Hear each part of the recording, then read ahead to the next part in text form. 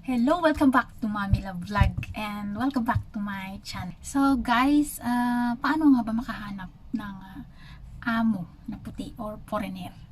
So speaking, ang amo ko po is puti and but they are mix. Ayan, mix Chinese at saka Irish.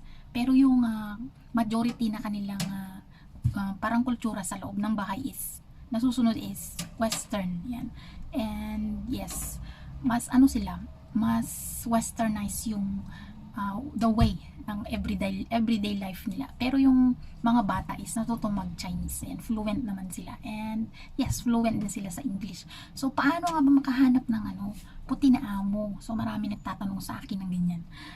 Ate, mami, paano makahanap ng foreigner na amo? Kasi ang bait-bait ng amo mo, sabi nila.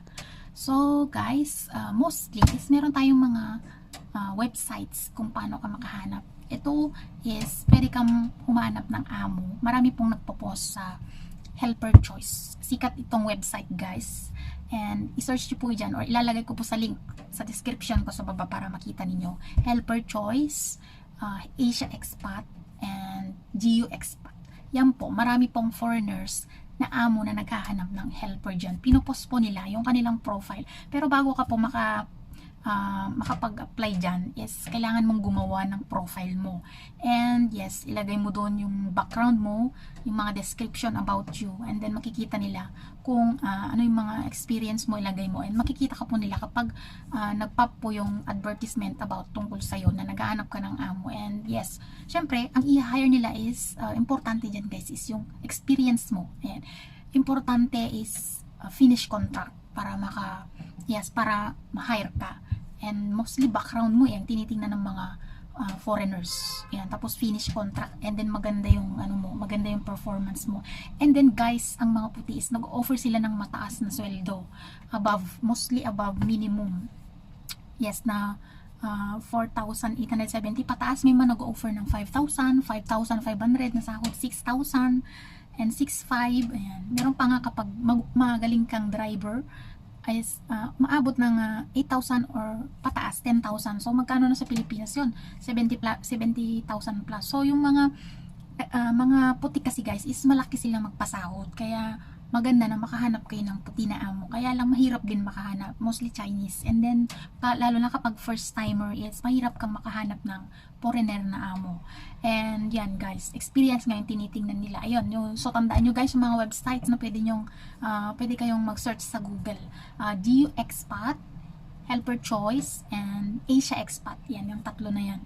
And then, dito sa Central, dito kasi ako sa Central guys, maraming puti dito. Maraming mga amo na puti dito na foreigner. Yes, mostly, yes, puting mga nakatira dito. And then, mahal ang tirahan dito. Dito sa Central, ito yung site na mahal ang bayad ng tirahan dito. Yes nga, ano ba yun, paulit-ulit. And then, maraming mayayaman dito. And syempre, depende rin guys, kapag nakahanap kayo ng amo, is hindi lahat ng foreigner mababait. May kilala ko dyan sa kapitbahay na foreigner din ang amo, pero ugali is hindi maganda. Tamad daw siya. And then, dugyot. Ano ba yun? So, yun, hindi lahat ng foreigner na amo is mabait. Meron ding, syempre, katulad din nating mga Pilipino, hindi lahat ng Pilipino mabait. So, ganun din sa inchik. Hindi lahat ng inchik is masama. Ayan, tandaan natin lahat ganyan guys ha. Hindi lahat ng inchik mabait, hindi lahat ng inchik masama. Kasi Chinese po yung amo ko na babae, and then Irish yung amo ko na lalaki. Alam nyo guys, mas gusto ko pa yung ugali ng babae. Yun talaga. Kasi minsan yung lalaki, na amo kong Irish is mainitin ng ulo. Eh yung babae, ano lang siya, kalmado lang. Kaya gustong gusto ko yung amo ko na Chinese. But ang kanilang routine na everyday na is nakikita ko is mas majority dominant sa kanila yung western na style. Kasi pag magluto ko sa pagkain, hindi sila strict. And then yun, makonsiderate siya. Ayan, so yun yung paano makahanap ng amo na foreigner. At depende rin kung may mag-recommend sa inyong mga kaibigan na amo na puti. So mangilan-ilan lang guys, and swertehan lang talaga. And ang nakita ko po tong amo ko na foreigner noong sa agency ko mismo.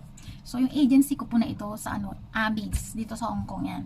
Yes, doon ko nakita yung dalawang amo ko na maganda. Kasi nakatatlong amo ako. Pangatlo po ito is nakahanap na ako ng foreigner puti. Yung una Chinese, pero hindi ko nahanap sa agency ko ngayon, ibang agency yun. Grabe yun, talagang tinutorture niya ako, umiyak talaga ako nun guys. 3 weeks pa lang nag-break na ako yung sumuko. Mas maganda daw kasi na ikaw yung mag-break contract kasi ikaw yung ma-terminate. So that time talaga, buti nakayanan ko. Mahirap yung history ko guys bago ako nakahanap ng puti na amo. Pang tatlo ko to. So ang ginawa ko noon is nag-break ako. Hindi ko nakayanan kasi grabe yung ginagawa niya sa akin. Sisigawan ako kasi nga stay out pa yung babae, and then yung lalaki is nagtatrabaho, and then wala siyang anak na maliliit, mga dalaga na. So everyday na wala sila. So siya lang natitira, sa ako lang natitira. Everyday binabantayan niya yung work ko guys. So nag-break ako sa kanya dahil sa umaga pag galit siya, sinisigawan na ako. And then kahit andyan yung asawa na, and then may time na hindi niya ako pag-breakfastin. Ano naman ang lakas kong mag-work.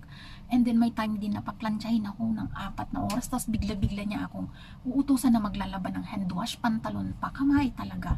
And then pag banlawan ko yun, hand wash din, kailangan walang bula. Grabe, ang aksaya sa water kasi babantayan niya ako talaga guys.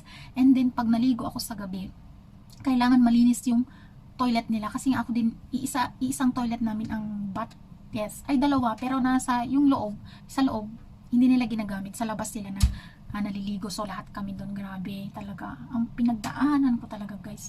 So bago ako nakakuha ng mabait na amo is nakatatlong amo muna ako. So yun yung masasabi ko, kailangan lang talaga kapag andito kayo is meron kayong tiyaga, matapang kayo, hindi kayo agad-agad susuko, and then kailangan magdasal kayo. Ayun guys, after that nag-break ako sa kanya. May time pa nga na gusto ko siyang ipapulis tumawag ako ng pumunta ako sa consulate kasi sinumbong ko siya, nahawak-hawak niya yung passport ko, hindi niya binibigay yung passport ko, nasa kanya. So may time na pinagbintangan niya ako, umiiyak ako, sabi niya nagnakaw daw ako. Wala naman akong kinuha, about lang sa documents na akala ko sa akin kasi nakopya ko, hindi ko binigay sa kanya. Ngayon tumawag yung agency kung binigay ko ba yung papel na yun, hindi ko na ibigay, akala ko sa akin. Sinabihan na akong magnanakaw, ano ba yan, papel lang. Ayun, Diyos ko. And then that time napunuhan na talaga ako, pumunta ako sa consulate, nireklamo ko siya na ganito yung ginagawa niya sa akin sa umaga, and then hinahawakan din yung passport ko, yun. And then ayun na, ilang days nag-break na ako. Ala, grabe, parusahan ba naman ako, talagang sinasagad niya ako sa trabaho bago niya ako pinababa. And then bago ako bumaba, lahat ng binigay niya sa akin kinuha niya. Ayan, tapos sabi niya sa akin talagang lazy cat, tamad, lahat na ng pang-aabusong verbal words is sinabi niya na sa akin. Talagang nasasaktan talaga, umiiyak talaga ako guys. Tapos matulog ako 11:00, wala na akong time na mag cellphone, and then hindi din ako allowed na mag cellphone, hindi rin ako allowed.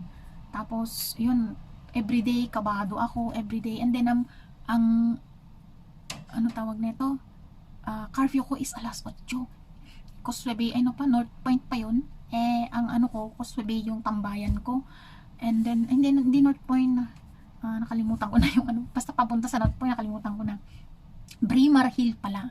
Kaya 7:30 pa lang, umuwi na ako. And then that time guys, walang-wala ako. Minsan wala akong pagkain, wala akong pang-allowance. Binibigyan ako dun sa may boarding house na tinitirahan ko. And then yun, kasi may mga tambayan din dun dati ng mga bagong salta dito sa Hong Kong na pinag-stay kami ng agency doon. Kaya doon ako tumutuloy. Binibigyan nila ako ng pagkain. Yan guys, ang dami kong sakripisyo noon, grabe. Tapos iniisip ko pa yung pinag-apply ko, utang pa sa Pinas. Kasi usong-uso nga noon ng loan, binabawas na sa agency. Magkakuntsaba kasi ang agency tsaka amo. Tapos ibabawas na nila yung nahiram mo sa Pilipinas pagkatanggap mo pa lang sa sahod mo. So yun nga, 3 weeks lang talaga, hindi ko kinaya talaga guys, nag-break ako. So mas maganda daw na nag-break. And then pagka-break contact ko, lahat naman nakikilala ko, lahat naman ng relatives ko, dinidismaya ako na hindi daw ako makakahanap ng amo. Ay grabe. Tapos ayoko namang umuwi noon kasi utang na sa Pilipinas. Uwi ako, anong pambayad ko sa utang na pinang-apply ko dito? Kaya sabi ko, ayoko umuwi, maghanap muna ako ng amin. Then one day, yung bilas ko, may in-offer siyang agency, yung kakilala niya, doon pinunta ako. So nakahanap na ako ng magandang amo doon.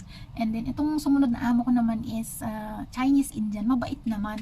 Kaya lang, may time noon na kailangan kong umuwi. Kaya hindi ko natapos yung kontrata noon, is brinake ko rin siya. Pero mabait, pero reasonable yung rason ko noon na umuwi ako. Tapos 2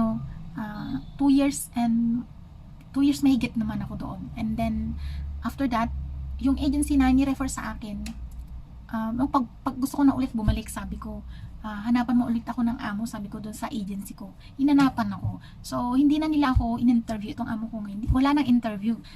Ni-refer lang ako kasi maganda pa daw yung aking performance sa dati kong amo na Chinese Indian, yung pangalawa. Ayun, so hindi na ako in-interview, and then bigla na lang yung sinabi na ang amo mo is foreigner, western. Nagulat ako. So yun guys, grabe, bago ko nakamit at nakahanap ng amo na mabait talaga is madami pa akong pinagdaanan. And then sa Pilipinas, ang dami kong problema, kaya umuwi ako nun. Kaya yung pagbalik ko dito is napakabait talaga ng Diyos, kasi binigyan na niya ako ng amo na napakabait. So ako po yung first na helper nila.